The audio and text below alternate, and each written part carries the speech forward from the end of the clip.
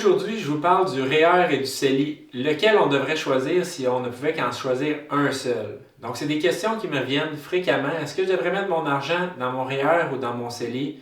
La réponse, c'est ça dépend. Ça dépend de votre situation. C'est pas noir ou blanc, là, vous devriez absolument mettre ça dans les REER ou absolument dans les CELI. C'est vraiment propre à chacun selon votre situation, vos revenus, votre âge, la période où vous en êtes dans la vie, et ainsi de suite. Donc, je vais faire de mon mieux pour vous éclaircir le tout, pour vous guider dans votre prise de décision sur est-ce que je mets du REER ou du CELI. Donc, on va commencer par le REER. C'est quoi le REER en réalité? C'est le régime enregistré d'épargne retraite. Okay? C'est un compte dans lequel vous pouvez contribuer des montants qui, en contrepartie des contributions, vous allez recevoir des déductions d'impôts. Okay? Donc, ça va faire baisser votre revenu de l'année en cours. Donc, c'est quand même avantageux du point de vue fiscal. Donc, évidemment, dans le REER, on ne peut pas mettre de l'argent à l'infini. Okay? On a un montant qui est déterminé selon les revenus qu'on a gagnés par le passé. Grosso modo, c'est 18% des revenus gagnés dans une année spécifique. Puis, il y a un maximum. En 2025, c'est 18% des revenus gagnés jusqu'à un maximum de 32 450 $. Donc, le 32 450 $, ce serait le montant que vous pourriez mettre dans votre REER si vous atteignez le revenu le plus élevé là, pour toucher ce 18%-là. Donc, à garder en tête. Autre chose qu'il faut comprendre aussi, c'est qu'on peut accumuler l'espace de contribution. Okay? Donc, ce n'est pas parce qu'on n'utilise pas cet espace-là qui est perdu.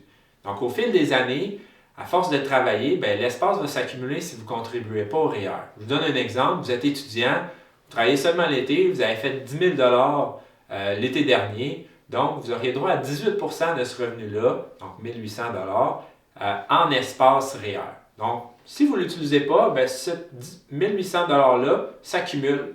Okay? Donc, vous pouvez l'utiliser dans 5 ans, peu importe, il n'est pas perdu. Okay? Donc, ça reste là. Puis, au fil des années, à chaque fois que vous en accumulez, ça s'accumule aux 1 800 existants. Donc, si vous travaillez un autre été à 10 000, vous faites un autre 1 800 d'espace contribution. Si vos revenus augmentent, disons, là, vous graduez de l'université, vous faites 100 000, puis vous n'utilisez toujours pas votre contribution, mais là, vous allez avoir 18% de 100 000. Donc, 18 000, plus, disons, nos 2 années à 1 800, vous voyez comment ça peut s'accumuler dans le temps. Donc, à garder en tête. Par contre, l'espace de contribution, il faut faire attention. Si vous êtes un employé qui a un fonds de pension du gouvernement, disons, vous travaillez pour le provincial ou le fédéral, mettons provincial, c'est le REGOP, ce fonds de pension-là va venir gruger le plafond que vous pouvez utiliser pour vos REER. Le 18% là, de contribution, ça va venir le gruger parce que ça s'en va dans un autre régime admissible. Donc, évidemment, on ne peut pas avoir le beurre et l'argent du beurre en ayant le fonds de pension en prestation déterminée et le gros espace de contribution REER. Alors maintenant, c'est quoi les avantages du REER?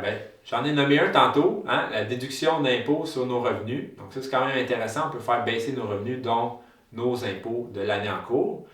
Autre chose, c'est que la croissance dans notre REER se fait à l'abri de l'impôt. Okay? Donc, que vous ayez des gains en capital, du dividende, du revenu d'intérêt qui s'accumule là-dedans, peu importe, ce n'est pas imposé. Okay? Ce qui va être imposé, c'est à la retraite, quand on va faire les retraits, c'est là qu'on va être imposé. Donc, le REER, c'est comme un véhicule de report d'impôt. Okay? On repousse l'impôt à plus tard.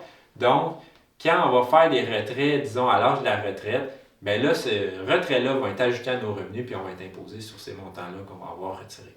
Donc, ça, c'est un des avantages. On peut reporter l'impôt, puis les gains se font à l'abri de l'impôt. Donc, à garder en tête, super avantageux.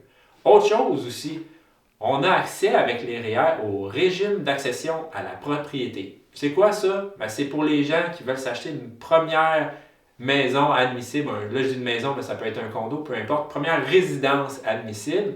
Vous avez le droit de sortir 60 000 de vos REER, puis le rembourser là, sur une période de 15 ans. Il y a des délais à respecter là, pour commencer le remboursement, dépendamment de l'année à laquelle vous avez fait votre retrait admissible. Mais c'est super intéressant. On peut retirer l'argent libre d'impôt, puis ensuite, on a seulement à rembourser ça sur une période de 15 ans. Donc, c'est quand même super intéressant pour les jeunes qui veulent s'acheter une première propriété. Ça nous offre cette flexibilité-là. Autre avantage, je l'ai mentionné tantôt, on garde l'espace accumulé au fil des années si on ne l'a pas utilisé. Donc ça, c'est super intéressant. Si à un moment donné, on a des gros revenus, puis auparavant, c'était peut-être pas le cas, puis on n'avait pas d'argent ou pas utilisé les contributions REER, bien là, maintenant qu'on a un plus haut revenu puis qu'on a une capacité d'épargne, bien on peut venir mettre plus de REER, étant donné qu'on a du rattrapage à faire, disons, avec notre espace, nos cotisations non utilisées. Donc, quand même intéressant, on peut avoir une plus grosse déduction d'impôt à la fin de l'année sur ce montant-là.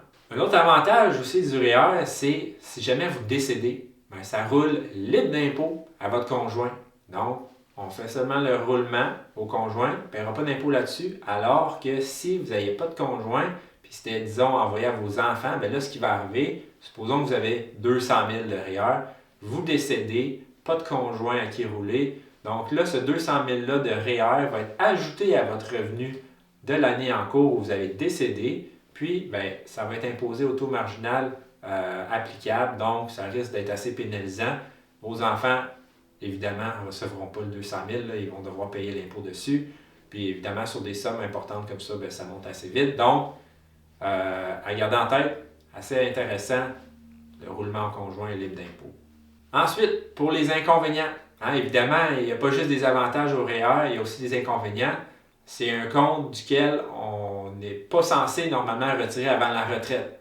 C'est sûr que on peut faire des retraits, par contre, on va être imposé sur les retraits comme du revenu. Donc, idéalement, mais on repousse le plus possible. On n'utilise pas ça pour faire des achats quelconques, c'est vraiment pour la retraite. Donc, on est pénalisé en sortant l'argent avant la retraite, on va être imposé sur ces montants-là. Autre inconvénient en lien avec le premier, bien, évidemment, si vous voulez vous constituer un fonds d'urgence, n'allez pas mettre ça dans votre REER, là, okay? Parce que vous ne pourrez pas le sortir sans impact fiscal. Vous allez pouvoir le sortir, mais il va y avoir de l'impôt à payer, donc vraiment pas avantageux pour des besoins à court terme, disons, fonds d'urgence, ces choses-là, on ne met pas ça là-dedans, s'il vous plaît, c'est pas l'outil pour ça. OK, un autre inconvénient, bien, à partir de 71 ans, on est obligé de commencer à retirer le minimum fer. Donc, à 71 ans, on doit convertir d'un REER vers un fer, obligatoirement. Donc, suite à ça, on est obligé de retirer ce qu'on appelle le minimum fer. Donc, on est obligé à 71 ans de faire des retraits. Même si vous n'avez pas besoin, vous êtes obligé par la loi. Okay? Donc, ça peut être un inconvénient. Si vous n'avez pas besoin de ce revenu-là, bien, malheureusement, ça va s'ajouter à vos revenus actuels. Donc, à prendre en compte. Autre inconvénient, bien, j'en ai parlé tantôt, c'est le plafond de cotisation. On ne peut pas mettre de l'argent à l'infini dans ces comptes-là. Il faut travailler, accumuler notre 18 puis un plafond, comme je mentionnais. Donc, on ne peut pas mettre de l'argent à l'infini. Puis ça fait en sorte qu'on est quand même limité selon nos revenus, ainsi de suite. Ça va limiter le montant qu'on peut mettre dans ce type de compte-là. Puis aussi, comme je disais, si on a des fonds de pension à prestations déterminées, bien, le facteur d'équivalence de ces fonds de pension-là vont venir gruger notre espace REER. Donc, on ne pourra pas avoir le gros fonds de pension à prestations déterminées et cotiser de façon importante à nos REER. Donc, un inconvénient important. Alors, maintenant qu'on a parlé des avantages et inconvénients du REER, on va passer au CELI. Donc, c'est quoi un CELI? C'est un compte épargne libre d'impôt. Okay? Le nom le dit, c'est libre d'impôt. Donc, les contributions qu'on va faire dans ce compte-là, la croissance va être à l'abri de l'impôt. Okay? Donc, je vous donne un exemple. Vous investissez un montant 5 000, puis dans 6 mois, ça vaut 6 000, puis vous décidez de le retirer. Bien, vous retirez votre 6 000, puis c'est non imposable. Okay? Contrairement au REER, si on fait des retraits, c'est imposable. Donc ça, le gros avantage du CELI, c'est qu'on est à l'abri de l'impôt sur nos gains. Okay? Donc, c'est super intéressant de ce point de vue-là. Un autre avantage, bien, c'est qu'au décès, contrairement au REER, lui qui est seulement non imposable si on roule au conjoint, le CELI, lui, est entièrement non imposable, peu importe à qui ça s'en va. Okay? Donc, la journée où vous l'avez ouvert, jusqu'à la journée où vous décédez, toutes les gains que vous avez faites là-dedans, c'est non imposable. Il va seulement avoir une imposition à partir de la journée après votre décès, jusqu'au moment où le CELI va être distribué, disons, aux bénéficiaires de votre succession, peu importe. Donc, pendant cette courte période-là, évidemment, les gains ne sont plus à l'abri de l'impôt, mais toute la période avant, jusqu'à votre décès, libre d'impôt. Donc, super intéressant c'est un beau véhicule pour transmettre de l'argent libre d'impôt à la prochaine génération. Un autre avantage maintenant, c'est qu'on a droit à un espace de contribution assez intéressant. En 2025, on parle de 102 000 que vous pourriez contribuer à ce compte-là. Donc, super intéressant. Par contre, il faut faire une nuance. Ce montant-là de 102 000 vous avez seulement droit à ça si vous aviez plus que 18 ans au moment de l'établissement de ce compte-là en 2009. OK? Donc, quand ça a été créé, on a commencé à recevoir des espaces de contribution à chaque année. Et depuis 2009, si vous avez plus que 18 ans, bien là, vous aurez droit à ces 102 000 là. Si vous avez eu 18 ans cette année, bien évidemment, on a seulement droit à 7 000 donc toutes les années antérieures, on n'a pas droit à ça. Donc, on va construire notre espace de contribution après l'âge de 18 ans. Donc, il faut garder ça en tête. On ne peut pas mettre 102 000 malheureusement. Si on a juste 18 ans en 2025, ça ne fonctionnera pas. Alors maintenant, pour les inconvénients du CELI. Il y a une fausse croyance qu'un CELI, c'est pas payant. OK? Je vous explique. Un CELI, là, ça peut être ce que vous voulez. C'est juste une boîte. OK? Par contre, il y a des gens qui ont associé le CELI avec un compte épargne ou un CPG. Puis là, ils se disent, ah ouais, mais c'est pas payant, ce compte-là, un CELI, ça donne rien. Détrompez-vous. Le CELI, c'est juste la boîte. OK? Puis nous, on met ce qu'on veut dans la boîte. Ça peut être des actions, des obligations, des fonds mutuels, peu importe. Puis c'est ça qui va déterminer si c'est payant ou pas. La composition du portefeuille, la répartition d'actifs. Le CELI en tant que tel, là, c'est juste un véhicule. C'est comme un REER. OK? C'est une boîte dans laquelle on met des actifs qui vont nous générer un certain rendement. Donc, c'est pas un inconvénient, mais c'est juste une fausse croyance. Donc, je voulais vous le dire avant de passer aux inconvénients. Pour les inconvénients, c'est simple. J'en vois juste un, c'est l'espace maximal de contribution. OK? Donc, on ne peut pas mettre de l'argent comme on veut là-dedans. Il faut faire attention à notre espace de contribution. Autre chose aussi qu'il faut comprendre lié à l'espace de contribution, c'est que si on décide de faire un retrait durant l'année, supposons qu'on retire 100 000 de notre CELI, ce 100 000-là, quand même que vous voulez le remettre, disons, 15 jours plus tard, vous ne pourrez pas. OK? Il faut attendre la fin de l'année calendrier, donc 1er janvier de l'année suivante avant de remettre ce montant-là dans notre CELI. Donc, il faut faire attention si on fait des retraits importants, puis après ça, on veut recotiser, on ne peut pas nécessairement remettre tout l'argent qu'on a sorti si on n'a plus l'espace de contribution. Okay? Donc, l'espace de contribution revient seulement une fois par année. Okay? Donc, si on a fait un retrait de 100 000, on ne peut pas remettre 100 000 2 jours plus tard. Il faut attendre le 1er janvier suivant pour remettre notre 100 000, à moins d'avoir de l'espace suffisant dans notre CELI, mais dans la majorité des cas, ce n'est pas possible. Donc, gardez en tête, toujours vérifier votre espace de contribution restant si vous faites des retraits, parce que cet espace-là, il a été perdu en faisant le retrait, il va être retrouvé seulement l'année suivante. Donc, un inconvénient assez important à garder en tête. Alors, maintenant qu'on a fait le tour des avantages et inconvénients du REER du CELI, lequel on prend? La réponse est plus difficile que ça. Okay? Ça dépend de votre situation, de vos revenus, de vos projets. Donc, on ne peut pas dire c'est noir ou blanc, on prend le REER ou on prend le CELI. Par contre, je peux vous donner une couple d'exemples, ça va vous éclairer un petit peu à savoir, peut-être que moi, ça serait mieux de prendre le REER ou le CELI, ainsi de suite. Donc, premier exemple, supposons que je suis un professionnel, je gagne un bon salaire, disons 100 000 par année, puis je n'ai pas de fonds de pension à prestation déterminée ou quoi que ce soit. Donc, moi, ça pourrait être intéressant de cotiser à mon REER pour réduire mon revenu imposable avec ma déduction REER suite à une contribution à mon REER. Donc, ça ferait baisser mon impôt. Puis, à la fin de l'année, normalement, je devrais recevoir un retour d'impôt. Puis, ce retour-là, après ça, ce que vous pouvez faire, vous le mettez dans votre CELI. Okay? Si vous avez de l'espace dans le CELI, évidemment. Là. Mais ça, c'est une stratégie qu'on fait souvent. On cotise au REER, puis après ça, le retour d'impôt, on le met dans le CELI. Donc, ça, c'est quelque chose qu'on fait fréquemment. Autre exemple. Supposons maintenant que vous venez de graduer de l'école, l'université, cégep, peu importe. Commencez à travailler. Puis là, vous n'êtes pas trop certain de ce que vous voulez faire. Est-ce que vous voulez acheter une maison? Est-ce que vous voulez partir en affaires? Acheter une nouvelle auto? Donc, s'il y a une incertitude du point de vue de qu'est-ce qu'on va faire avec l'argent, je vous dirais, peut-être que vous êtes mieux de le mettre dans le CELI. Ça va être plus facile d'aller accéder à cet argent-là, advenant que les projets changent ou quoi que ce soit. Tandis que si on le met dans le REER, oui, on a accès et on va se faire imposer en le sortant, donc pas idéal. Donc le CELI, plus flexible de ce niveau-là.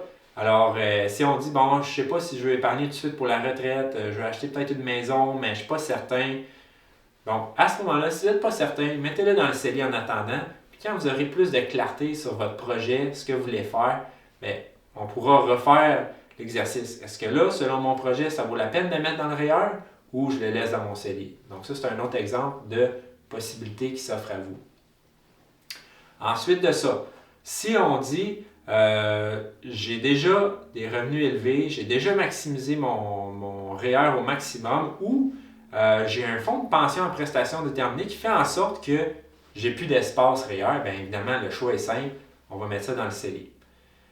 Là où ça devient un petit peu plus difficile, c'est pour les gens qui ont justement des fonds de pension en prestation déterminée, bien, des fois, la cotisation CELI, si on prévoit dans notre plan, disons, de décaissement, qu'on n'aura jamais besoin de toucher à nos REER, bien à ce moment-là, peut-être c'est plus intéressant de cotiser au CELI qu'au REER parce qu'à votre décès, si vous n'avez jamais touché, à part les minimums FER là, à partir de 71 ans, bien, les chances sont que le total que vous allez envoyer, disons, à la succession ou à vos bénéficiaires, vos enfants, peu importe, va être plus élevé suite à ce que l'impôt a été pris en ayant cotisé tout dans votre CELI versus le REER, dans lequel vous avez probablement plus beaucoup de place de toute façon. Donc, ça, c'est quelque chose qu'on fait souvent aussi avec des clients, justement, qui ont des gros fonds de pension en prestations déterminées, qui vont couvrir peut-être 70-80% de leurs revenus à la retraite. Donc, eux, probablement qu'ils toucheront presque jamais à leur REER, sauf, comme je disais,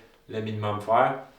Donc, pour eux, intéressant de maximiser le CELI à ce moment-là. Un autre exemple, ça peut être aussi simple que cotiser au CELI pour se faire un fonds d'urgence. Hein? Vous allez mettre de l'argent dedans, puis si jamais il y a une urgence, vous pouvez aller chercher cet argent-là libre d'impôt. Donc, vous pouvez prendre un produit, peut-être dépendamment de votre tolérance au risque, votre horizon d'investissement, puis ainsi de suite, plus sécure, qui va vous générer un certain rendement, qui va être beaucoup mieux que le laisser dans votre compte chèque. Là. Donc, ça peut être une possibilité aussi de mettre ça dans un CELI avec un petit placement plus sécure, qui va vous générer un certain rendement sur lequel au moins vous ne paierez pas d'impôt. Donc, ça vient optimiser un petit peu la fiscalité de la chose. Donc, c'est possible de faire ça aussi. Alors, j'espère que ça vous éclaire un petit peu sur le REER ou le CELI, lequel on devrait prendre. Hein, évidemment, c'est du cas par cas à chaque fois. Si vous n'êtes pas certain, mais vous pouvez m'écrire, m'envoyer un courriel ou m'appeler. On va regarder ça ensemble, ça va me faire plaisir. Entre-temps, je vous invite à vous abonner à notre chaîne. On dépose des vidéos comme celle-ci à toutes les semaines. Donc, je vous dis à la semaine prochaine.